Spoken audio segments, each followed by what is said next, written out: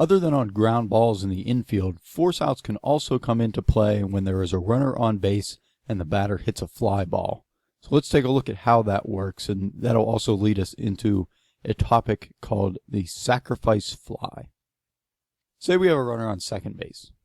His goal is to get to third base and eventually to home. If the next batter were to come up to the plate and single, then our runner could jog over to third.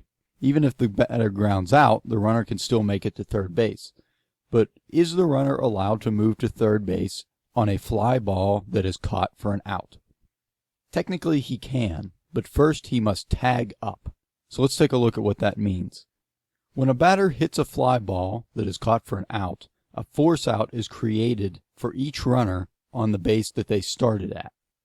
This means that if that runner who was on second base was running toward third base when the fly ball was caught, the defense can get the ball, step on second base to put the runner out. The way to remove this force out is for the runner to return to the base that they started on after the ball is caught. As soon as they touch the base they started on, though, the force out is removed and they are free to run to the next base. This is a risk, though, because the outfielder can still throw the ball back in and an infielder can tag the runner out before he gets to the next base. In this context, retouching the base that you started on after the ball is caught is called tagging up.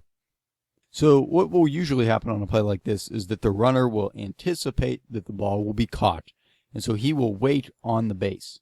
In the split second that the right fielder catches the ball, he will start running to third base.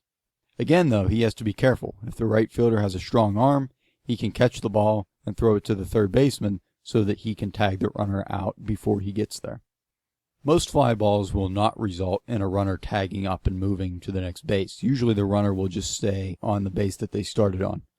In order for a runner to tag up, the fly ball will have to be pretty deep into the outfield, and usually the runner will be tagging up from second base and running to third, or tagging up on third base and going to home plate. You will almost never see a runner tag up on first base and run to second base. Speaking of tagging up from third base and running home brings us to the next topic, the sacrifice fly. A sacrifice fly, or a sac fly, as you might hear it called, is what happens when a batter hits a fly ball into the outfield that allows a player to tag up and then run home to score. 99% of the time that runner will be on third base, but there is nothing really to prevent a runner on second base from tagging up, running to third, and then straight through without stopping to home plate.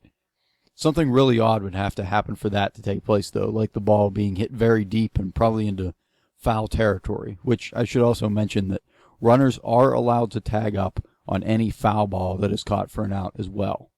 The other thing to keep in mind about sacrifice flies is that a run must score on the play. So if there's a runner on second base who tags up on a fly ball and runs to third base, it would not be considered a sacrifice fly. He would simply be advancing on the out. So hopefully that helped make a little more sense out of tagging up and sacrifice flies.